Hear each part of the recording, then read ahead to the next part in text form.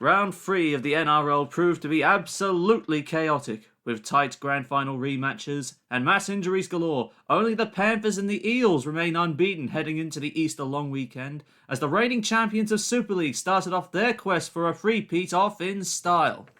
Yes, hello and welcome back to the Sideline Chat podcast, the one-stop shop for Rugby League.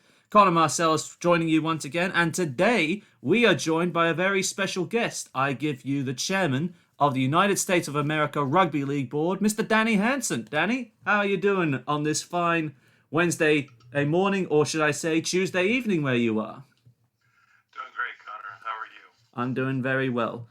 So, I'm just going to ask you a couple of questions, just so we can introduce the world of the United States Rugby League to the world outside of your borders. So, let's just start off this. How long have you served as the chairman of the United States Rugby League Board?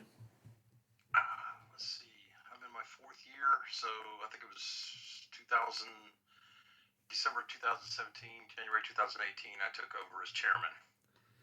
We have, the way our board is structured is the chairman's up for re-election after every World Cup, so I happen to take over this time. So you've got 4 years until the 2025 World Cup. That's when your position is up for a re-election. Actually, I'm up at the end of this year, after this World Cup. After the England World Cup, I see. Yeah, so if the guys want me around for another 4 years, I'm happy to serve. If not, I'm happy to step aside and serve in another capacity. Oh, that's very interesting to note, understanding the inner workings of the US Constitutional Board in the framework of Rugby League administration. So I'm going to ask the obvious question right now. When did you first find out about the game of Rugby League? I started playing rugby union 1987. Played in college, got out of college, played men's teams. Moved around, wound up in Washington, D.C. Met my wife. We got married. She's my wife's actually retired Coast Guard. So right after we got married, she got transferred to Jacksonville, Florida, which is actually where I'm from, where I was born. So I was excited to go back home. I go down there, and as you do, you search and you find the local rugby club, and you get involved, and you get 30 new mates, instantly.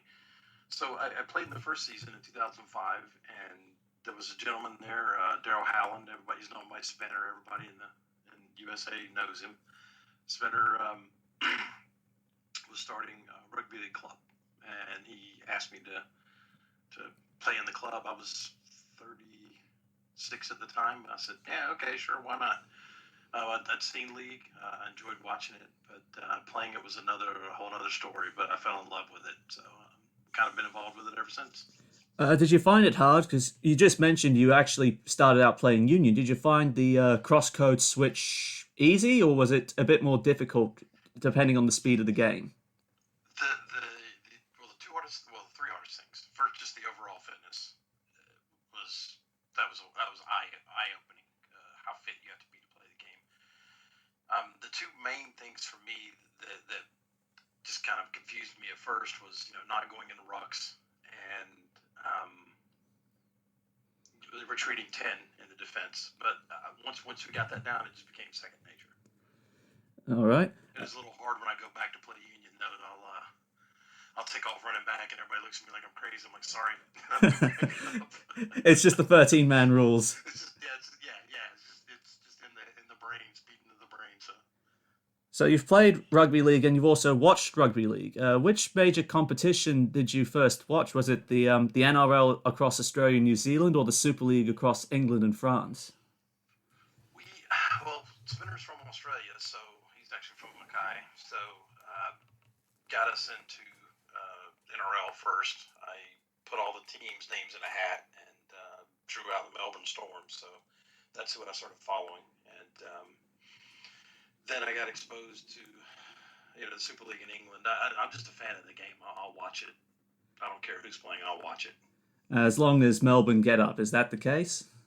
Yeah. Well, I'm kind of a Bunnies fan too. So that's contradictions to some people. But well, no doubt Russell Crowe must have had an influence somewhere.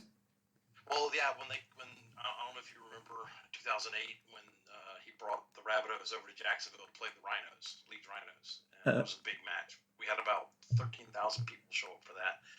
I got to meet him, pretty nice guy. So just kind of sort of following their club too. Fair enough. I understand, of course, that the Atlanta Rhinos picked up their name because of the Leeds Rhinos coming over and playing in Jacksonville. Yes, they did at the time, yeah. All right, now, the 2020 season had to be indefinitely postponed, eventually suspended. What sort of financial impact did the cancellation of the 2020 season have on your league as a whole due to the overall nature of the health and economic impact of the coronavirus? Most of the clubs here operate mostly on sponsorship dollars. So a lot of the clubs, especially the northern clubs, because they were hit the hardest with COVID. So things just shut down. They just couldn't get any funding. Luckily, this year we've had every club be able to come back. So they're figuring it out. But that was the biggest impact, was just losing the sponsorship dollars. And have the clubs sort of recovered to a pre-pandemic financial status, or is there maybe one or two clubs that could be in danger of folding?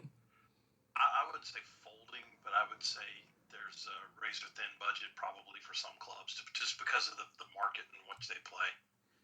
Of course, the sporting market with the NFL and the NBA still being two of the more dominant sports up on the East Coast as it is. Now, with the 2021 season, you are scheduled to start in May. What sort of discussions has the league had with the various state governments, say from further south in Florida to as far as New York and Massachusetts, about biosecurity protocols? Have you been given any information about that? We had our AGM 23rd of January this year, and one of the things I told all the teams was I said, guys, just follow your state and local government guidance. So one thing they've been really good about here is putting everything out, all the information out on the internet. And I've just told the teams just rely on that. The North has been a little tougher to get going. So what I did was I set up a monthly call with the northern clubs just to, hey, how's it going?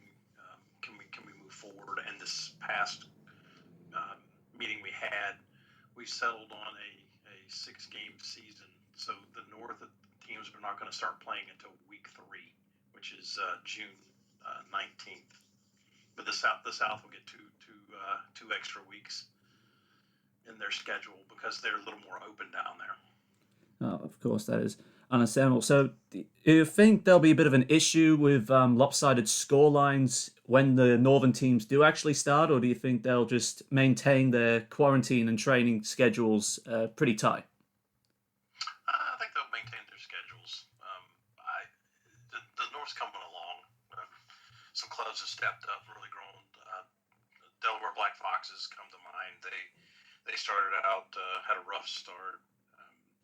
But they've come along really well. They've gotten new facilities, new leadership. They're importing a coach this year. So a lot of big steps for them. I expect big things out of them this year. And the rest of the clubs, they'll maintain. They'll do Brooklyn. Brooklyn will be strong. Boston will always comes prepared. The Eagles in Northern Virginia do well. Philadelphia, White Plains. So it should be a good Northern Conference also. Well, speaking of big things, I understand that the South Florida Speed have been added to the Southern Conference as the 6th team, making it 12 teams overall in the USARL. What sort of value will we see out of the South Florida Speed being added to the game heading into the future? They're an interesting group. They actually function. They also have a rugby union side, and they were invited to an event last September. They showed up for, and they just expressed some interest. They're called the Speed for that reason. They are fast. I've watched them play. Their union sides, and they're going to be hard to catch. I liken them honestly to the Jamaicans, how fast they are. They'll be tough, and they have big boys in the middle. They're gonna pick up league very quickly, and they're gonna surprise some people, I think. I think that'll definitely be something interesting to watch. Now, getting back onto the talk of the coronavirus and the economic impacts, I just want to sort of get a bit of an understanding to what has been the game's main source of financial support? Of course, you mentioned sponsorship dollars, but is there other private enterprise that helps fund the league, or is there something of a government subsidy that is allocated? The government does not subsidize rugby at all in the United States. The main income, like I said, is from sponsors. The league functions itself on dues paid by the players. We're always looking for that big sponsorship deal. But I'll be honest, our biggest issue is we can't get all the clubs to broadcast their games on Saturdays, and I keep telling guys, hey, it's tough to market this thing. I can't take this to somebody and market it if we're not showing what product we can put on the field. So the guys are getting a lot better at that. They did really well last year. Sometimes just conditions prevent it. It's just raining or bad weather. You just can't get a broadcast out. So they're getting much better. But that's the secret is getting consistency in the game, getting fans in the seats, and getting that thing out there on the internet so folks can see the games. Of course. I think that's going to be the next big thing to draw in funds. So, where can people go to tune in to the 2021 USARL season, both in the US and abroad? I would say right now the best thing is just to reach out to each club. I know Jacksonville Axemen have their own broadcasting things. Most of the teams will Facebook Live their games. So some folks will tape the game and put it up later on their website. There's also USA Rugby League has a YouTube page that I've asked the guys to start using again to put their games on. I'll ask fans to be patient, but if you want to see the games, reach out to the clubs. That's what I would say. Put the pressure on the clubs to put the games out there. And who opens up the season if the Southern Conference starting 2 weeks early? Yes. Let me look at the schedule here. I'm trying to figure out who would play first in this. I believe the first game, and don't quote me on this, may be the South Florida Speed against the Southwest Florida Copperheads. I think they may have an earlier game. Like in early afternoon. That'll probably be your first week one game. If you want, you can go to USARL.us, and under scheduled results, we have the schedule for the 2021 season is up there. We have the two previous seasons, and I'm also in the process of loading up all the other previous seasons. This was we just started. We just put the website back up, and I've been slowly trying to rebuild it. But I have a full-time job also, so it kind of hinders me being able to do this work sometimes. Oh, that is completely understandable. So who would you say is your favourite to be crowned champions in 2021? Of course, you're alluding to some of the northern clubs and their strengths. Do you see any surprise upsets either from north or south? Well, I mean, I was one of the original Jacksonville Axemen, so that's where my heart always lies. So, I have to be neutral as the chairman, but I can always have my favorite. I think out of the north, you're looking at probably Brooklyn or Delaware. I would say, or coming on strong. Jacksonville's always a contender in the south.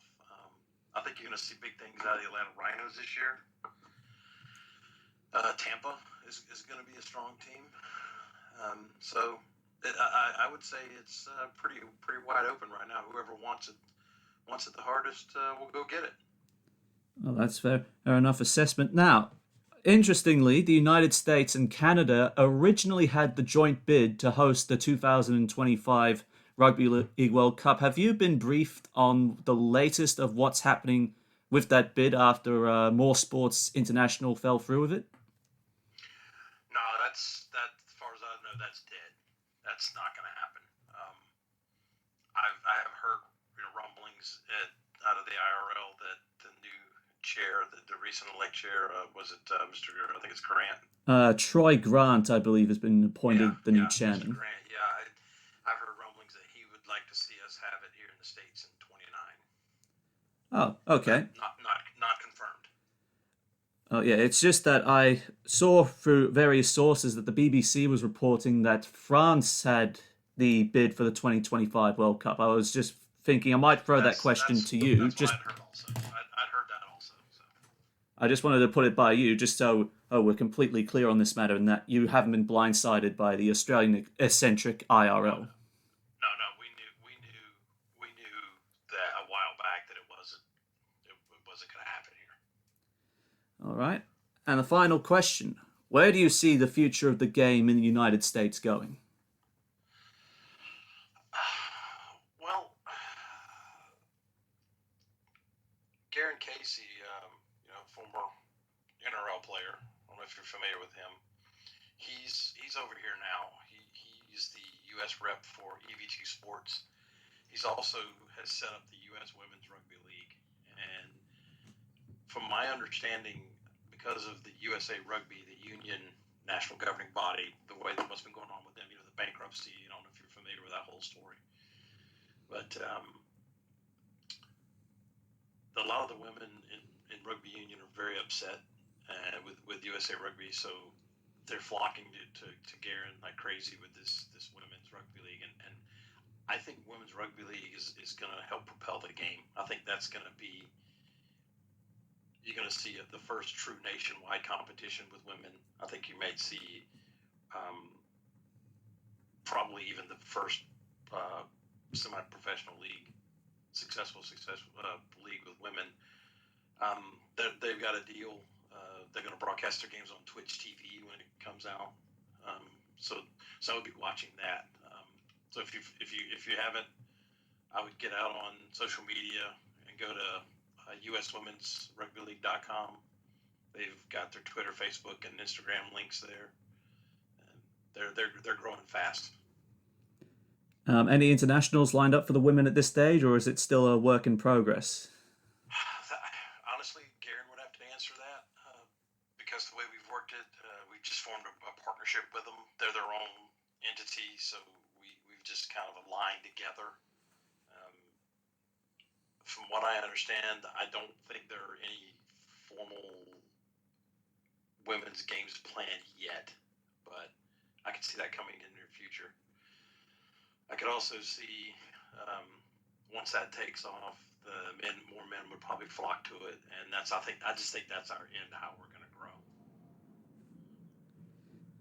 That's always got to start somewhere with this, especially in a sports passionate country such as the US. I've been involved for 16 years.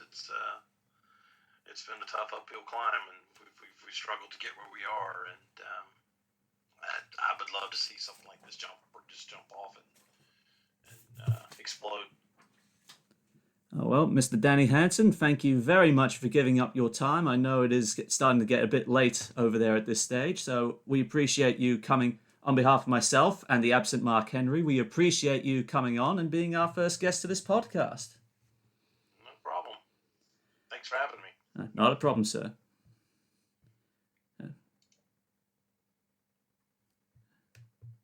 Well, until we meet again, because I imagine this won't be a one-off thing. Sure. Yeah, happy to do it again. Just if you want to do another event, just give me a shout and we'll get online. Not a problem. Once again, thank you very much for joining us, and we'll hear from you and the American League in the future. All right, Connor, take care. Thank you, sir. All right, bye-bye. Well, there you go. United States of America Rugby League Chairman, Mr. Danny Hanson. Hope you got all that information jotted down. Now, let's move on to our regularly scheduled programming of our NRL Debrief for rounds 3 and 4, and we start off with the Penrith Panthers and the Melbourne Storm. The Panthers got very lucky in the final stages of that grand final rematch, and as Marcus noted, it had it all coming down to the last few minutes with Kurt Capel going over with 2 minutes on the clock to level the game. All eyes on Stephen Crichton, and he got the Panthers out in front. A little bit of a concern because Melbourne actually managed to breach the Panthers' defensive line at this point. So Penrith have gone 2 weeks without conceding a try, and Melbourne have taken apart both their right edge and the cheese burrowing over from close range. So Where do Penrith go from here? Well, they don't need any concerns or rejigs. Viliami kick-out demonstrated a miracle play to deny the Storm the match-winning try as it was, as they managed to get over Melbourne's left edge more than the right edge, as they have been known to be exposed defensively on that regards. Melbourne, this is probably the first time in a while that they've lost 2 matches in a row, but that's entirely on them. And they got close, but unfortunately Cameron Munster was unable to convert the goals on that front. So defence will be a big thing, but the good news for Penrith is Nathan Cleary is due back from concussion, and I think the way the Sea Eagles are going at the moment, they are capable of running up a big score. But as for Melbourne, with conceding 3 penalties and making 11 errors in this grand final rematch, improving the discipline and their ball control will definitely be a good thing, as they are up against the Brisbane Broncos, which, according to news just now with the recent situation going on in Brisbane, they are cleared to enter Melbourne, but the Broncos... How do I sum up the Broncos? Well, I'll sum up the Broncos later, but apart from that, Cameron Munster, in a losing side, definitely a standout out there. 2 line breaks, forcing 2 goal line dropouts and running for 195 metres. Brian To'o, the biggest meter reader for Penrith all night, 224 running metres, 1 line break, and breaking about 5 tackles. As for Penrith, they are expected to beat Manly, and the way they are going at the moment, it's going to look at a very ugly scoreline right there. Now, to the first of the Friday night games, we have the St. George Illawarra Dragons 38 downing the Manly Sea Eagles 12. Well, the first game in the gong for the Dragons, and boy, did they turn it on in that second half, am I right? Apart from the fact that Manly were outclassed in the air with Zach Lomax getting up above Dylan Walker twice, of course one of those was denied early on, Manly's right edge, this is a recurring theme, whether it's Corey Norman, Tarek Sims, or Jack Bird getting through, getting an offload that sets up Matt Duffy, Cody Ramsey, or Braden Williami. Manly's right edge is probably the softest defensive edge in the NRL. Even Melbourne's not that soft off with their defense. And that's what Mark has penned down in his thoughts, that there were slight improvements in the Manly side. And he thinks they are heading in the right direction, but the Dragons were pretty much on fire from the first whistle as they piled on 6 tries and 7 goals. The Dragons are getting their combinations together, he also says, but dented as Ben Hunt has broken his leg, and that will have a bit of an impact. And that will be elaborated on when we're talking about the Dragons in their Easter Sunday preview. Manly, I think, are in a lot of trouble. They are up against Penrith on Thursday night, and they are easily facing their first 0-4 start since 2009. I know, 2009. I didn't think they went 0-4 in 2009, but there you go when you're doing your research for these things. Main concern for the Dragons is ultimately no Ben Hunt, so the halves and edge combinations will be rejigged, sort of, mainly on the well, depending whereabouts Adam Clune really plays, because he is much more preferred to the left-hand side of the field and Corey Norman to the right, so that might be a return to familiar combination with Ben Hunt previously playing a dummy half from last year, but it is a bit of a shuffle nevertheless. But if the Dragons can maintain this good run of 4, or poking in holes with the edges with Tarek Sims and Josh Kerr, I don't see any reason why they can't back that up, but they are going to have to go up against a determined Newcastle side in the first leg of the Alex McKinnon Cup. Manly, they're in trouble, and they will go for a 0-4 start, despite the best efforts of Josh Schuster, the 5'8", playing in the back row.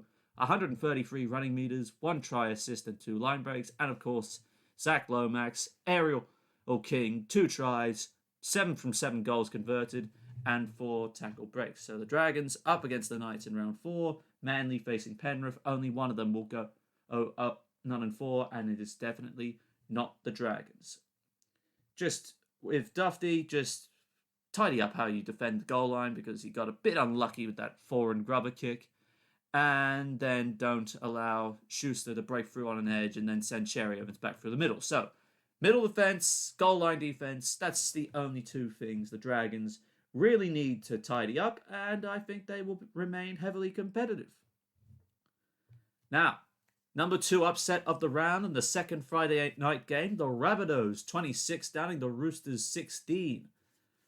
Honestly, this was not the result I was expecting, with the Roosters being held scoreless in the first half as the Rabbitohs ran on 3 tries, the left edge humming nicely for South Sydney, and the Roosters, watching that game and watching the Roosters try and break through, it just looked like they were trying to fancy their way out of trouble like they did against Manly and the Tigers. They were just trying to finesse their way through instead of just trying to bash the Rabbits through the middle as they were doing and then shifting to an edge, whether it was Josh Morris and Daniel Tupou or Luke Keary and Brett Morris on the other side. The Roosters were rattled, especially with the Daniel Saluka Fafita sin binning, and with Jai Arrow getting up under his skin, sending this bloke off to the sin bin, and the Rabbitohs didn't look back whatsoever with it. Ill-disciplined late, the error which saw James Tedesco go over, then a couple of kicks from Keary and Manu that helped set the Morris twins up, but the Roosters, they paid an ultimate price, losing Luke Keary late. Unfortunately, he's done his knee and he's gone for the rest of the year, so I predicted the Roosters to run second. It'll be very interesting if myself and Mark Henry do a revised ladder prediction at some point, maybe at the halfway season, who knows, it's an idea we can toy with on that front. Mark thought it was a bit of a comeback when Tedesco did cross, but it didn't happen until 8 minutes to go as Brett and Josh Morris got over late. He also mentions the only thing that the Roosters need to work on yet again is the goal kicking of James Tedesco. You know what? Tedesco should not be kicking, full stop. And we'll talk about that more when we get on to the round 4 preview for the Roosters and the Warriors. But definitely the Rabbitohs, they are shaping up very nicely. They just need to ensure that their middle defense is up to the task, even though they are playing against the lowly ranked Canterbury side. Adam Reynolds, despite not finishing the whole game, 2 goal line dropouts for him, 4 from 5 goals converted and 14 tackles. And of course, James Tedesco, 172 running meters, 1 line break, 4 tackle breaks, scored the try, and 1 from 2 goals converted. But now, the upset of the round. And I think this is a genuine upset. The Raiders, 31, losing to the Warriors, 34. Now, this is where absolute chaos I mentioned at the top of the program comes back into fruition. The Raiders losing 3 players, Sebastian Chris, Ryan James, and Joe Tarpany, either with HIA or he's done his ankles, relieving only 1 man on the bench, but it didn't look like it in the first half as the Raiders stormed out to a 25-6 lead. Once again, playing eyes-up football or targeting the Warriors' soft middle or defense, and George Williams setting up Jack White in the slice through on the left before he himself went up on the right and carved through the Warriors there, adding the field goal at half-time, and that's pretty much it. Went tit for tat for a time, with the Warriors getting back up and but at the end of it all, Warriors captain Roger Tuivasa-Sheck, he definitely broke the game open against the tiring middle defense of the Raiders. 250 running meters, 1 try, and the 2 line breaks. And Mark has also mentioned it could have been a lot worse for Canberra at halftime, and they'll be trying to get back all their injured players as soon as they can to replace those with the like-for-like players, while the Warriors are hoping to keep the momentum going.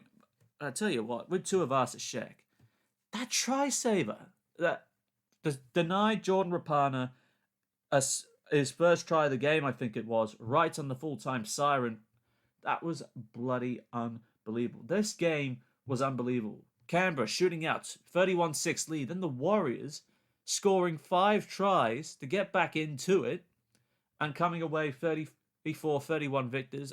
And of course, all that talk at the forward pass to Ben Murdoch-Masila, that was genuinely forward. How that was let go, I don't know entirely, but the referee made his call. Murdoch-Masila bags his second try in 2 weeks.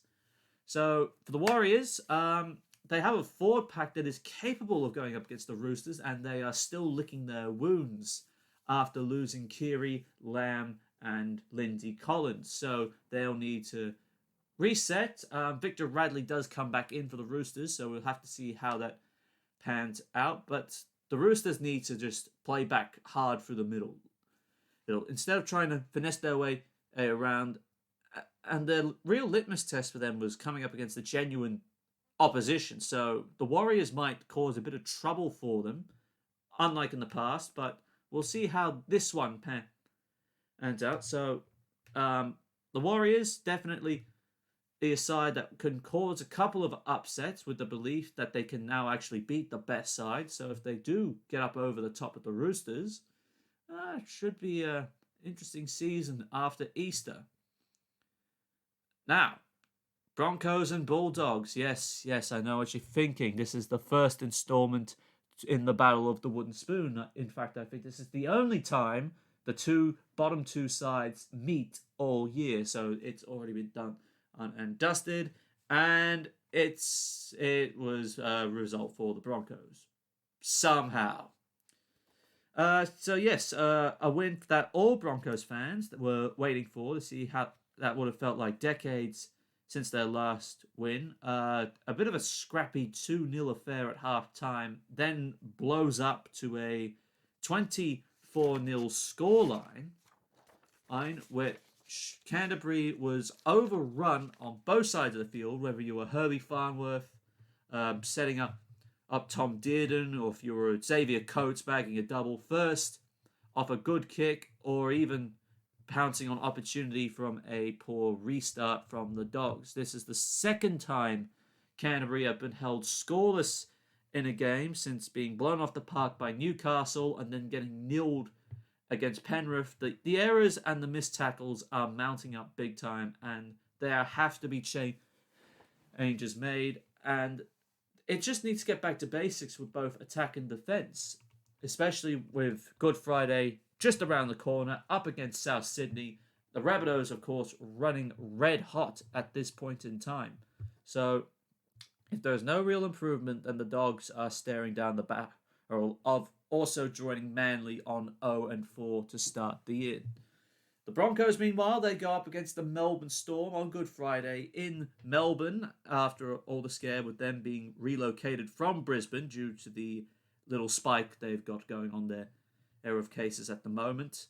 I'll elaborate more, but I do think the Broncos have got a false positive coming out of this game, and I'll talk more about that. Xavier Coates definitely growing into this role. 229 running meters, 2 line breaks, 2 tries, and 1 try assist here. So the Broncos, they might feel good now, but it's a week-to-week process. And against Melbourne, if they improve, Brisbane are in trouble. Now, final game of aim of the Super Saturday triple header, and another game of carnage, this time between the Parramatta Eels and the Cronulla Sharks. The Eels running out to 28-4 victors after the Sharks lost their entire bench in the space of 40 minutes. It's losing Sione Katoa, Will Kennedy, Britton Nakora, and Wade Graham, 3 with HIA, 1 with a broken leg, and the Sharks had to have all their middles play for extended minutes, or even for Brayden Hamlin-Uele, Aaron Woods, and Toby Rudolph. While they didn't perform very well, or they did perform very well given the circumstances, 80 minutes on the field for forwards that usually play 60 minutes at best, that is a very impressive feat from the Sharks. But the Eels were able to terrorise the middle defence of Cronulla, as well as pinpoint the edges with Ferguson and Sevo. Ferguson going for a double, and Sevo getting a solitary try, whilst some good interchanging pass of the forwards from Paulo, Campbell-Gillard, and Ray Stone helped pick the Sharks' middles apart, and the scoreline blew out from the 10-4 halftime scoreline. And Clint Gutherson instrumental when Mitchell Moses went down, making it 5 injured players all up from this game. 284 running meters, 1 line break, 4 tackle breaks, and in the absence of Moses, 4 from 5 goals converted there. As for Mark, Cronulla, he believes, needs to work on their goal kicking, with Townsend's none from one, but he also mentions that they didn't really get the chance to show improvement if they had any. Well, I'll put it this way. Like the Raiders, the Sharks, all they need at this point in time is 17 fit men with no injuries or HIAs, and there's all the talk about the 18th man being introduced after round 5, so that will sort of ease things slightly. But up against the Cowboys, I definitely think if the Sharks can tighten up their middle defense and have 17 players fit on the field, they will definitely do fine. As for the Eels, they just need to play hard through the middle. It's sort of something that's come up before when they were up against both the Broncos and the Sharks, because they only played Melbourne 2 weeks ago now. So yes, try not play around sides, but their strength lies through Junior Paulo, Regan Campbell-Gillard, and Nathan Brown, laying that platform in the middle and then playing off that. They try and finesse their way through, but it just doesn't work for them. If the Eels can just run hard and fast through the middle, they will get up over the Tigers on Easter Monday when they meet at Stadium Australia. Now, Newcastle Knights. Mitchell Pearce's 300th game, you'd be thinking a win. Well, fun fact, no. Instead, what happened was, instead of the Knights dominating, the error count definitely came against them. The Tigers, meanwhile, were definitely much improved, with Adam Dewey getting a second game at 5'8" up under his belt, and with, if I have it written down here, 1 try assist, 1 try he scored himself, and 4 from 4 goals converted. This was a bit of a tit-for-tat sort of game, as Newcastle would try and get out in front, and the Tigers would answer us with a response. And in the end, I think the goal kicking and the error count is what let Newcastle down. Of course, wasn't an easy afternoon for Dominic Young to debut, but they definitely tried to push it a little bit too much. But the Tigers definitely a good confidence booster, getting up over the top of the Knights early and then being able to hold on to the lead they had established at half time. So yes, Mark also notes that the Tigers need to continue on from what they have done against Newcastle, but turn it up a notch without chopping and changing the side as Maguire gone, whilst Newcastle just needs to improve on their defence, and so they aren't playing and comeback football, and Tex Hoy to work on his goal kicking. Well, I'll just let you know, Mark, Mitch Barnett actually suffered a calf injury and he couldn't really take over the goal kicking, so that's why Tex Hoy did it in the second half. But definitely a disappointment for the Knights. They had that game in a position to win it, but unfortunately they lost it in the final 12 minutes. And the final game of round 3 of the NRL, it was the North Queensland Cowboys up against the Gold Coast Titans. Well, this one turned into an absolute disaster for the Cowboys. From being absolutely shut out by Penrith in round 1 to losing a competitive game against St George Illawarra in round 2, and now the little brothers from southeast Queensland come up and they run up a score on them. 7 tries to 2 are the final result for the Gold Coast Titans, and it's carving their way through. They were really bashing the Cowboys through the middle of the field, and they took the opportunity of the fact that Tamalolo was not there, with Fafita and AJ Brimson slicing through their leaky right edge defense, and it really just turned ugly early on, even with the Cowboys crashing up over for 2 tries. Valentine Holmes, of course, running at fullback for the first time this year. 228 running meters, 1 line break, 1 try assist. But I think this one will be lamented. None from 2 goals converted, whilst his opposite number, AJ Brimson, 114 running meters, 2 tries, 2 try assists, and 1 tackle break.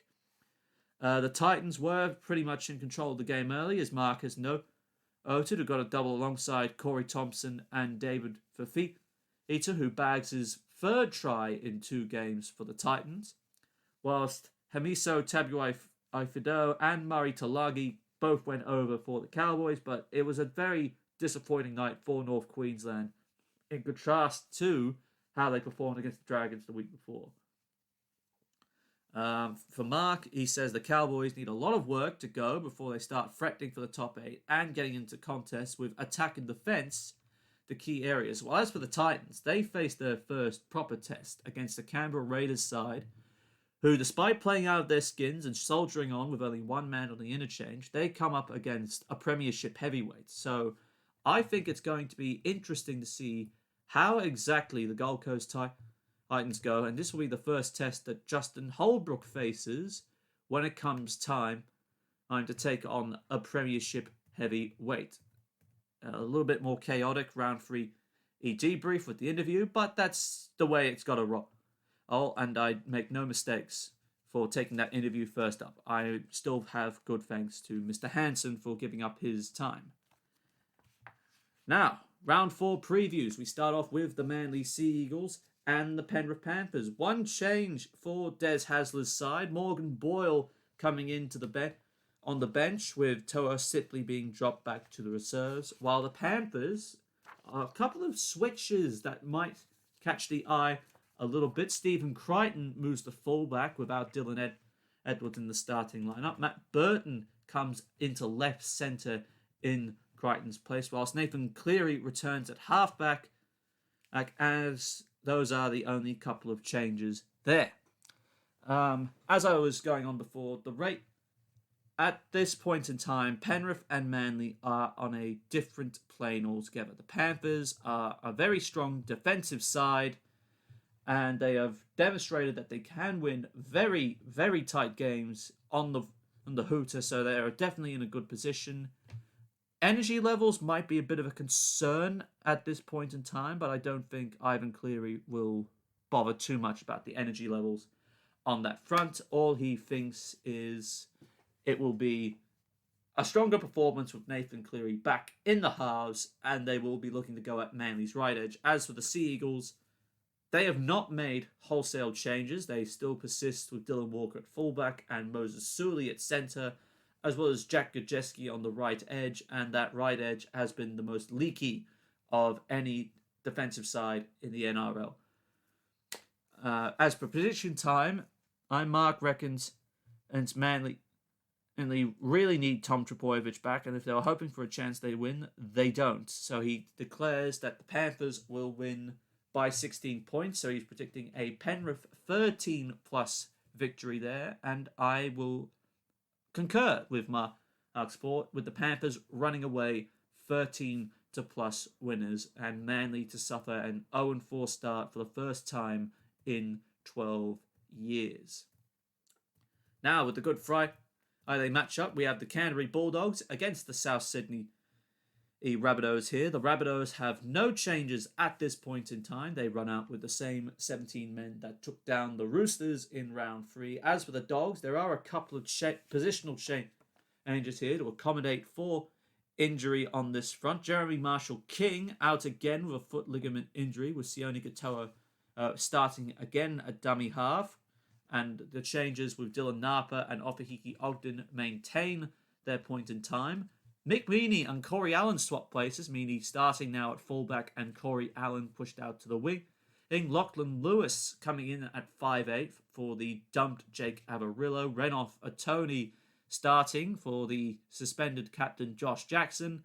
And Jackson Topine and Dean Britt have been added to the bench for Trent Barrett's side. Well, the Dogs have a lot of problems to work out at this point in time. Attack and defense have both been non-existent in the last 2 weeks, and when one concedes 52-0, a combined score on that, when you were 32-16 in the first game of the season, it is not going well at all, and things just aren't gelling. As for the Rabbitohs, everything seems to be working out well for them at the moment. Competitive game against the Storm in round 1 before having 2 good weeks against Manly and a fellow premiership contender in the Roosters. Mark mentions it is one of the games he looks forward to most on the NRL calendar, and that is the traditional Good Friday clash between these two sides. Of course, he says that the Dogs are winless this season and the Bunnies are 2 from 3. But he says as he mentioned in an early episode, not that he says which one, no matter how good or bad these teams are going, they always turn it on, and I think it is going to be the same again on Good Friday. He does mention that the Dogs are coming off two scoreless performances against the Panthers and the Broncos, but he reckons with the changes made, Canterbury will step it up a notch or two as they face one of their arch enemies, but he won't be quite enough to topple South, and he says the Rabbitohs will win by 6 points. So he's predicting a Rabbitohs 1-12 victory. Well, I believe Mark is being a little bit too kind to me, as I'm still a one-eyed dog supporter who can see the objective reality of the situation Trent Barrett's side is in at the moment. Left edge is on fire. The defense and the discipline of Canterbury is lousy, so I'm going to say the Rabbitohs win, but I'm going to put it at a 13+ margin. As for the second game on Good Friday, it's the Melbourne Storm and the Brisbane Broncos. A few changes for Kevin Walters, but they're in a good sort of changes. The good news is Matt Lodge is back from his previous injury, and Payne Haas will play his first game of the year. And that means Tavita Pangai Jr. and Tom Flakler drop back to the bench. Ethan Bollamore and Reece Kennedy drop out of the side, and the only changes for Kevin Walters' side. Whilst for the Melbourne Storm, Ryan Pappenhausen is back at fullback with Nico Hines returning to the interchange reserves. Well, Melbourne Storm and the Brisbane Broncos. The Broncos have not had a good run in Melbourne, and when it comes to Suncorp Stadium, they have been towed up by this same Melbourne Storm side. Melbourne, they're reeling off 2 straight losses, first to the Parramatta Eels and then to the Penrith Panthers in a game which they almost won, but denied at the death. Melbourne's right edge still needs work, especially the way Herbie Farnworth was able to slice through on occasion, alongside Jermaine Asako standing up Corey Allen. So that would be the Storm's main concern, tightening up that right edge. You would think at this point, by the 4th round, that the right edge of Jennings, Remus Smith, Hughes, and Tom Eisenhuth would be strong enough by now, but then again, it's still a bit of a makeshift side at this point. As for the Broncos, it's all about confidence with them. If Melbourne get up early, the Broncos are going to go back in their shell, even with Haas and Lodge laying a reasonably good platform for Milford and Izako to work with. They can still try and trouble with Xavier Coates if they get a couple of good kicks or put him into space ace early. I think he's going to really challenge the Fox out on that left edge. As for prediction time, he believes that it should be an easy victory for the Melbourne Storm, but he's going to have a bit of a prediction here. He reckons the Broncos will have a slight halftime lead to make the men in purple a bit worried, but the Storm could have it wrapped up, he says. He says it's going to be a lot more closer than what people think, and he's going to pick an upset. He's going to go the Broncos to go back-to-back and win by 4 points. So he is going for a Broncos 1-12 victory. Well, his opinion. It's a big call. I'm going to go the safe bet and stick with the Melbourne Storm, and I think Melbourne will go for a 13+ victory over the Broncos. Now, the Cronulla Sharks against the North Queensland Cowboys. A lot of questions about whether this game is going to go ahead due to the recent outbreaks of COVID cases in Queensland, but no official word from the NRL yet on that front, even though they have made it clear that the Broncos are good to play in Melbourne and the Titans have relocated from southeast Queensland. As for Todd Payton, he has somewhat swung the axe on this underperforming Cowboys side. Jake Clifford and Isan Masters have made way as Corneli Luemu, who has come into the side for Todd Payton. Valentine Holmes, the fullback. Hamiso Tabuai-Fidow returns to the wing, where he made his name most prominently. And Ben Hampton has been brought in to halfback. That's all the backline changes, with Ben Condon coming in for his second NRL appearance, with Shane Wright and Josh Maguire coming in, as Cohen Hess has been bumped back to the bench. Meanwhile, for the Sharks, Wade Graham and Will Kennedy have been named, but need to go through HIA protocol. Marween Hiroti gets another chance, replacing Sione Katoa out on the right wing, with Teague Wilton taking the spot of Britton Nakora due to suspension, and Braden Trindle added as the new man on the bench. Well, with the Cowboys, we've already talked about their poor defence, especially against Penrith and the Titans, that they have not been able to properly challenge them, even with Holmes returning to full back at this point in time. Still a lot of questions about whether this game will actually go ahead on the Sunshine Coast due to the recent situation in Brisbane, but well, this is going to be interesting. Mark is going that the North Queensland Cowboys could get their first win of the season, but it comes down to whether the game stays on the Sunshine Coast or gets moved to Net Strata Jubilee Stadium down at Cogra. So he thinks the Queensland home advantage will play in the Cowboys' favour. Well, I said earlier that the Sharks only need 17 fit men because they have been playing very competitively. They beat the Dragons first up. They were very competitive against the Raiders. Fatigue got the better of them in the second half against the Eels, but if they have those 17 fit men and an actual interchange bench, then I think the Sharks have got the forwards to match it up with the Cowboys, especially with no Taumalolo, and the scrum play tactic of the Sharks to try and create defensive overlaps either side of the field is definitely in their favour. So Mark has gone for a prediction of that the Cowboys are going to win by 8, so a Cowboys 1-12 victory on the premise that the game is staying on the Sunshine Coast. Well, the Cowboys have had limited opportunities to attack. They've only scored 5 tries in 3 weeks, which, considering when you've seen other teams run up a scoreline, it's not that much with 5 tries in 3 weeks. So I'm going to go with the Sharks, and I'm going to say it's a 1-12 victory for the black, white, and blue, who, owing to the fact North Queensland have had limited opportunities to attack and have not done very well on that front. And not to mention a lot of fundamental things they've got to fix up. And it doesn't help that certain players that have been playing well, like Masters and Clifford, well, maybe Masters more than Clifford, but yeah, I think the Sharks are in a overall stronger position than the Cowboys, so that's my final say. Sharks 1-12.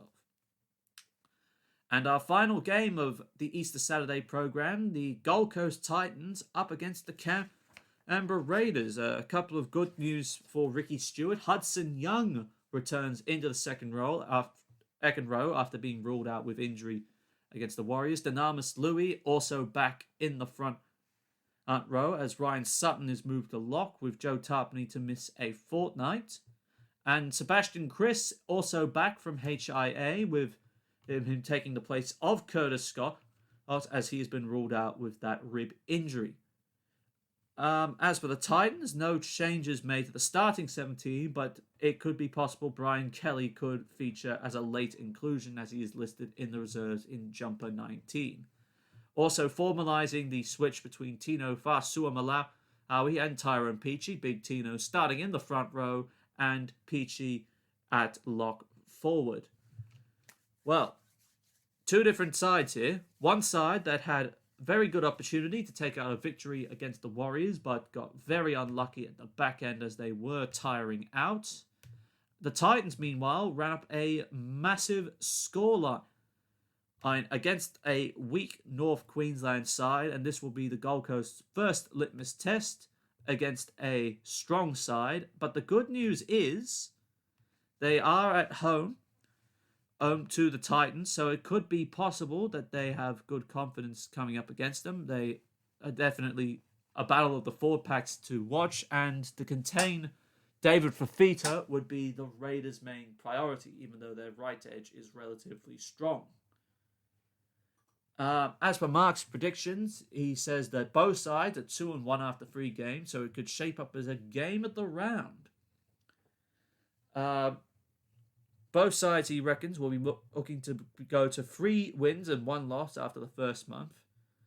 But he believes that the team on the rise is not the favourites. Ultimately, he's referring to the Titans on this, but they have a more consistent team, he says, heading into this game, and the Raiders have had to make a couple of changes, not by choice. So in his view, he says the Titans win by 10 points, so he's predicting a Titans 1-12 victory. I think if the Raiders match it up in the forwards and with the form of Jack Whiten and George Williams, I think the Raiders are still a very strong side, a good left edge to go up against the Gold Coast's right. But I definitely think Ryan Sutton made a difference to the Raiders, especially in the first half when he was really tearing up the Warriors' defense around the middle. So I'm going to go a Raiders 1-12 victory there. Now, Easter Sunday, and to begin it, the first leg of the Alex McKinnon Cup between the Newcastle Knights and the St. George Illawarra Dragons. The Dragons forced into a couple of changes with no Ben Hunt. So Adam Clune comes in to start at halfback for the Red V, and with Jack Bird suspended, Braden Williami gets a start in the centres. Jackson Ford also been added to the bench, and the only other change for Anthony Griffin's side. As for the Newcastle Knights, Gahamet Shibasaki shifts to the centres, with Dominic Young dropping back to the reserves, and Blake Green been named on the interchange, with Brodie Jones also being dropped back to the reserve. Well, Newcastle made a lot of mistakes in that game against the Tigers, and it was tit for tat majority of the way through, so they will need to work on their discipline with the ball and their defence, presumably closer to the right edge of the ruck. After all, they had less possession of the ball from the Tigers, and they made apologies. They only completed 14 sets of the 42 they had, so they only completed 28 from 42, and they made 18 errors all up. So that's not good, especially with the Tigers' mixed bag of tricks. That's definitely something they need to work on. As for the Dragons, they definitely made mincemeat of Manly's right edge, as elaborated on, with Corey Norman getting his first good touch of footy after his controversial one-match suspension for the brawl in Cronulla. As Mark notes, it's only a couple of changes for both sides, with the first leg of the Alex McKinnon Cup on, and he reckons it'll come down to who gets the better start in the first 20 minutes. He reckons it's a good game, but if one team dominates more than the other, it'll be a long afternoon at the office. So he also mentions that the Dragons have made Newcastle a home away from home, as they have won a stack of games, including the Golden Point thriller last year, 2 years ago, when Corey Norman kicked the winning field goal to win the game for the Dragons 13 points to 12. He says if we'll see it again, we'll just have to wait. And he also notes that he is attending this match, so if you run into him somewhere, don't really harass him. He's just trying to enjoy his Easter Sunday.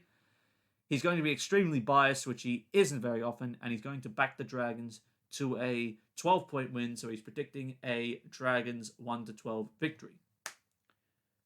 While I do see the Dragons, I think the Dragons are in a strong position at the moment. They are very capable of picking apart a good game against Manly, but they are running into a more determined Newcastle defence, and this will be the first time they face Tyson Frizzell wearing the Newcastle colours, so it would heavily depend which Dragons show up, the Dragons that want to get at one up over their former teammate, or the one that wants to walk away with 2 points.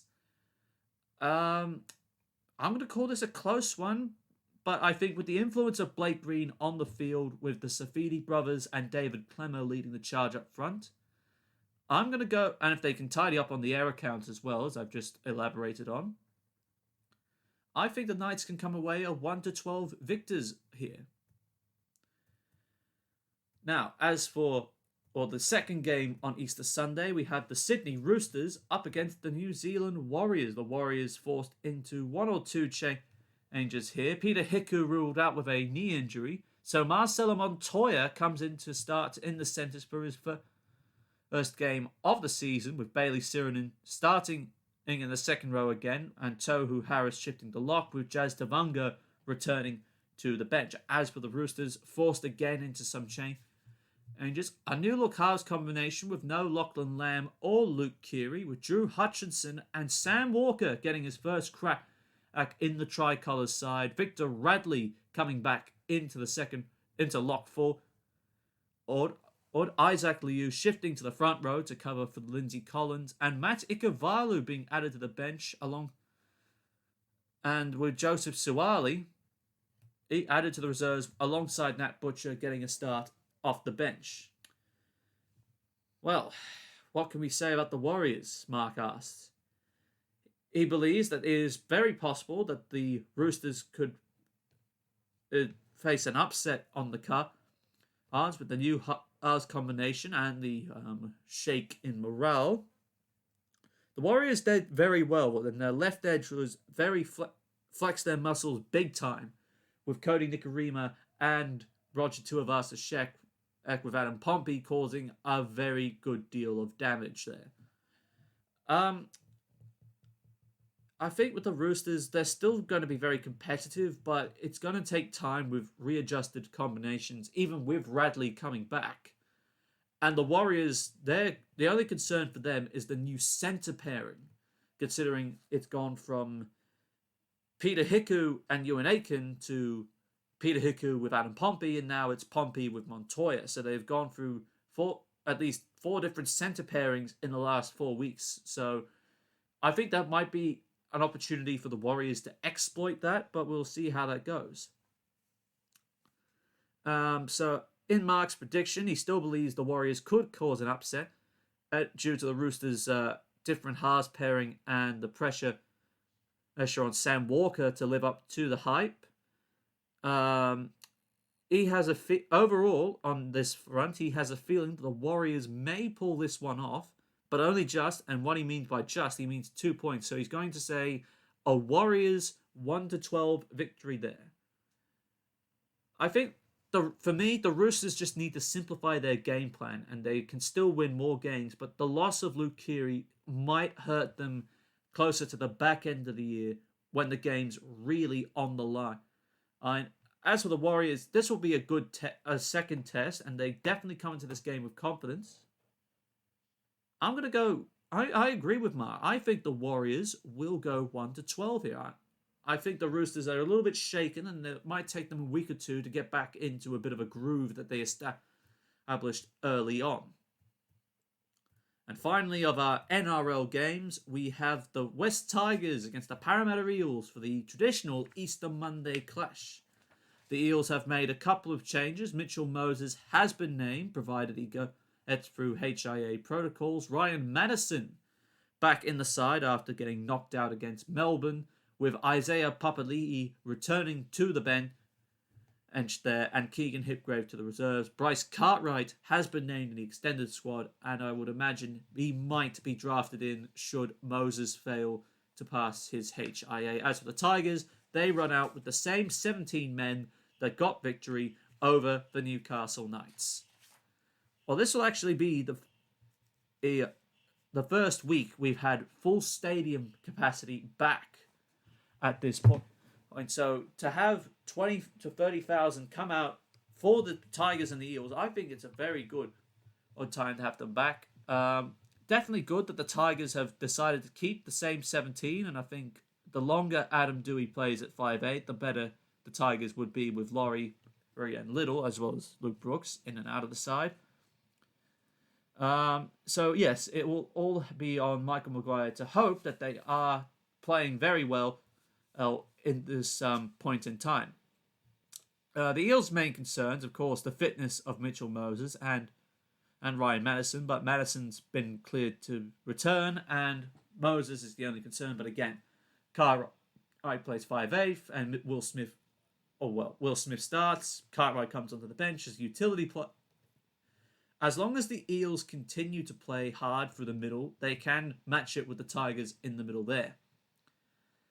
As for Mark, he says it is a bit difficult to pick this one, whether it's the Tigers playing just based on one performance, or if you look at the Eels' 3 performances that they have only faced one genuine contender, they've had to dig their way out of another game, and they ran over the top of a tired Sharks side. So it's a bit hard to read where the Eels are at the moment, but I definitely think Parramatta are in a strong position, and Mark also concurs with me on this, that he is leaning towards a Parramatta victory by 14 points, purely that they have more class compared to the Tigers. So he's predicting an Eels 13-plus win.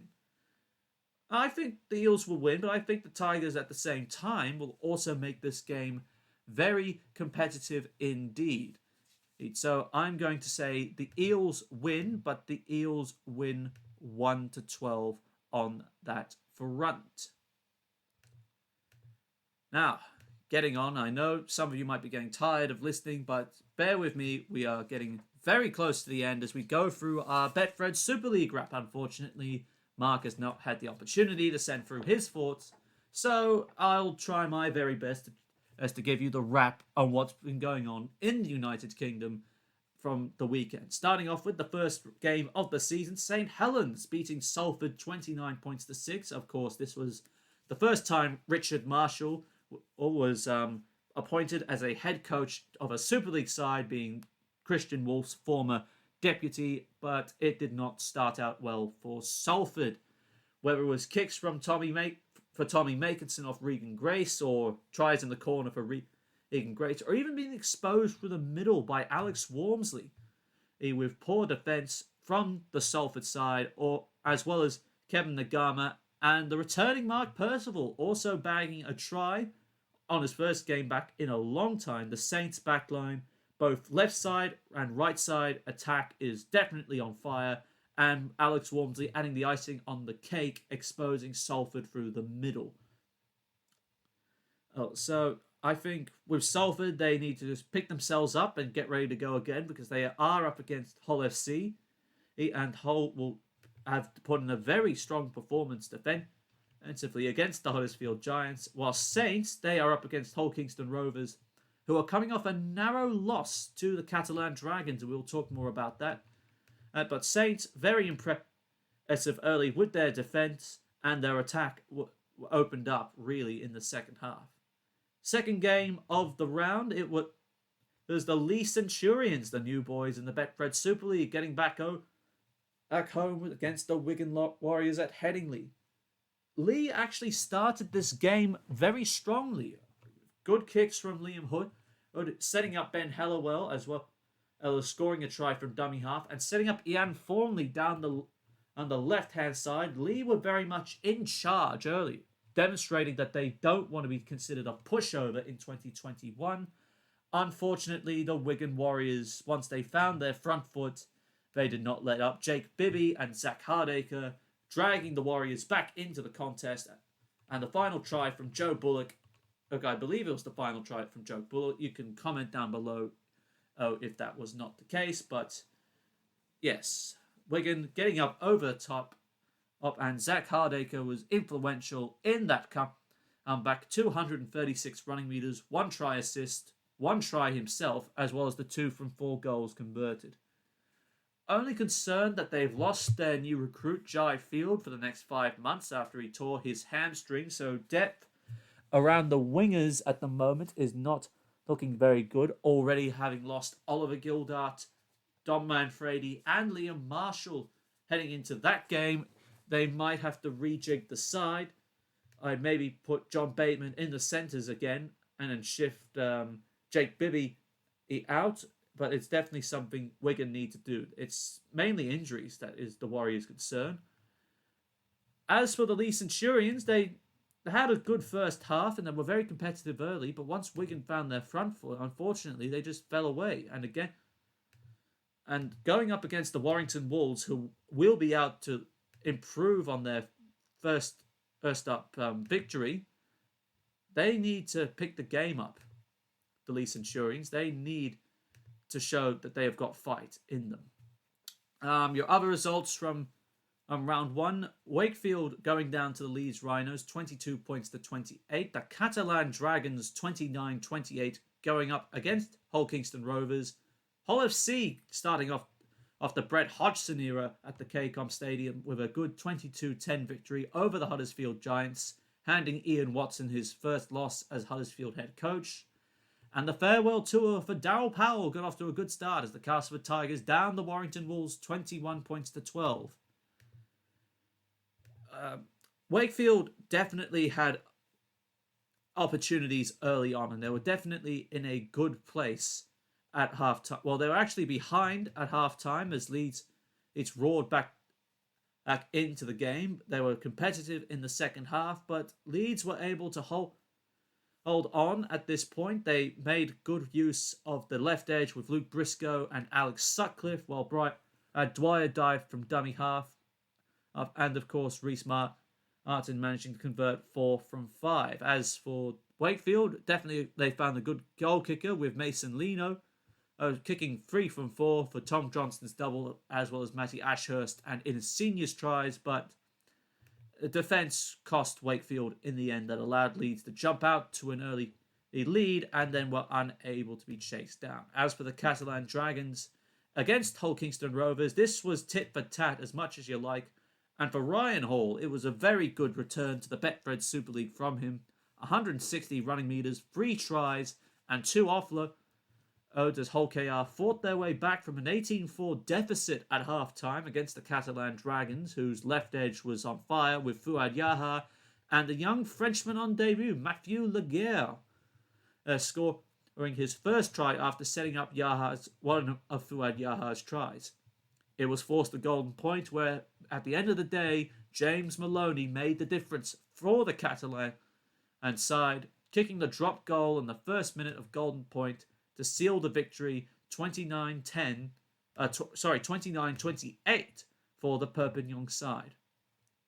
As for Hull, they started off relatively unchallenged by the Huddersfield Giants, leading 12-0 early before a Huddersfield fight back in the second half through Ricky Latelli and James Gavitt taking advantage of Hull's gaps in their defensive lines, both from the middle and on their right side defensively.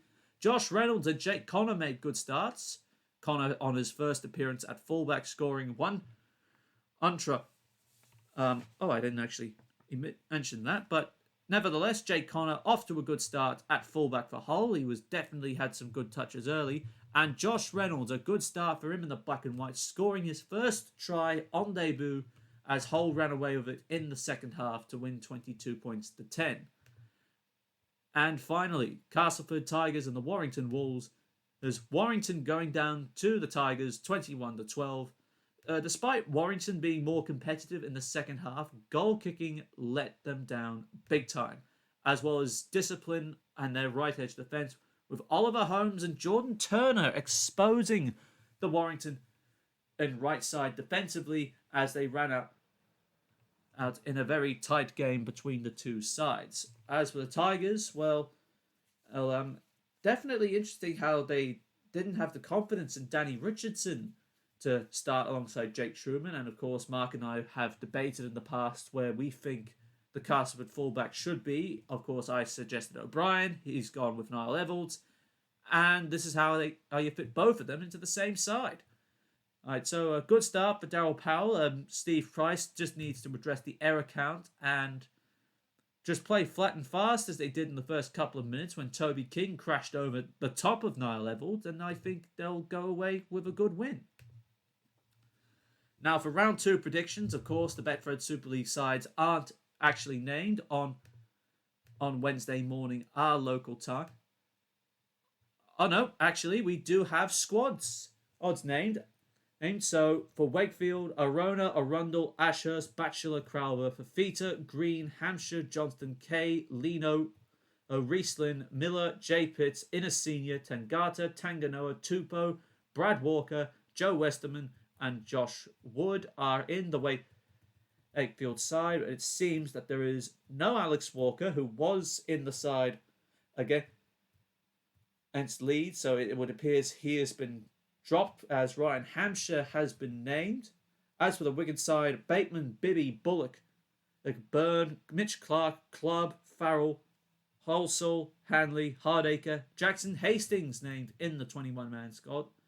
Havard, Isa, Lualai, McDonald, Partington, Powell, Shorrocks, Singleton, Harry Smith, and Morgan Smithy. So, of course, they will have to rely on a draftee to come in for the injured Jai Field at this point in time, and whether they throw a debutant like Sam Halsall under the bus, that remains to be seen from both sides. Alright, Wigan let the Leigh Centurions get up over the top of them early, and they did not defend their goal line properly early, and their right side defence also was not exempt from Ian Thornley's try. But once they did get going, Wigan were able to bounce back comfortably. So they might have a bit of a contest on their hands against Wakefield, but the return of Jackson Hastings will be a big boost there. So I'm going to go with the Wigan Warriors to go back-to-back wins there. As for Hull Kingston Rovers against St Helens, and I wouldn't expect much changes for the Saints side heading into this special occasion. It's the Mossy Massoy Appreciation round there. I really shouldn't be reading through these sides because it'll only take up time, and they're not necessarily ordered on their game day 17 preferences. So if you want to take a look at the sides, you can go to superleague.co.uk if you want to have a look at the squads for yourself. I really wouldn't like to waste your time more than I have done at the moment. Saints defense and attack definitely on fire early. Hull Kingston Rovers did have a lot of fight, but that emotion and that energy is probably going to get sucked out of them in this game, and I'm going to predict St Helens run away with it 13 plus there. Now, the second part of the round 2 program, Warrington against the Leigh Centurions. Of course, a lot of questions of when Greg Inglis will debut for the Wolves, whether it's this week or next. Well, that's entirely up to Steve Price, I have to say. Leigh just need to compete for the entire 80 minutes and try and hang in there for as long as they can, and they will go far. Otherwise, the only way I can see this ending is Warrington click into gear, and I'm going to predict a Warrington 13-plus victory. West Yorkshire derby time. We've got the Leeds Rhinos against the Castleford Tigers. The Tigers did very well against the Warrington Wolves on last weekend, and they were able to expose those Warrington's right edge defensively. Whether or not Leeds will feel that same exposure after Tom Johnston dived over for the 2 tries down the right-hand channel, as well as Matty Ashurst. Defence will be a bit of a concern for Leeds, as well as missing a lot of regulars, still missing Ash Hanley, Jack Walker, and Robert Louis, but that didn't seem to trouble the Rhino side, who still had Luke Gale in the lineup. And if I had to say which way this goes, I would go the Leeds Rhinos 1-12. I think Leeds will click into gear, and Castleford will be brought back to the post a little bit after getting up over the top of a not uninformed Warrington side for the first game of the year. Salford against Hull FC. This should go interestingly. Hull able to hold out Huddersfield in the first half, and then when they were challenged, they were able to repeat the same feat in the second half. Salford really need to work on their defence at this point in time. And despite the good work of Dan Sargentson at fullback, they need reinforcement, or they just need adjustment time to try and really match it here. But I'm backing Brett Hodgson to do a similar job to what he did against the Huddersfield Giants. So I'm predicting a Hull FC 1-12 victory there over Salford. And finally, the Huddersfield Giants up against the Catalan Dragons. Of course, Catalan came out breathing fire early on, and their left edge was humming nicely. Even with the loss of Israel Folau, they might have found a new answer with Matthew Laguerre, the first Frenchman to debut this year. And it is nice actually having a Frenchman in the Catalan Dragons side, or young French players playing Rugby League. The only concern for Catalan is if the Giants get Aiden Caesar back, and if they can match it with the Catalan forward pack, I definitely think this game will be highly competitive. I don't know where to go with it this one exactly.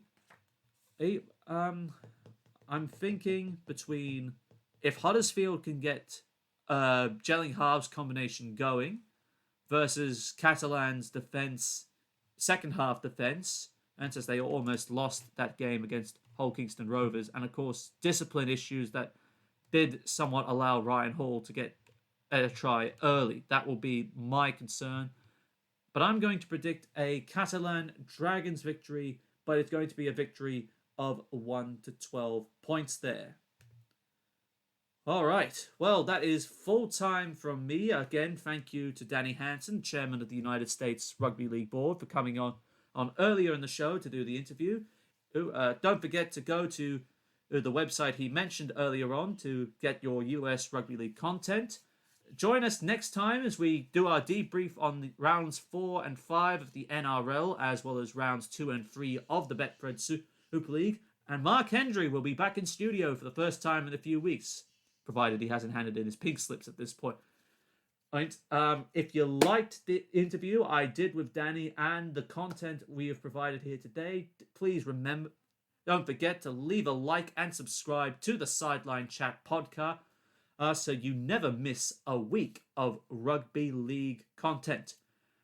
Well, I'm Connor Marcellus, and you have been listening to the Sideline Chat podcast. Bye for now.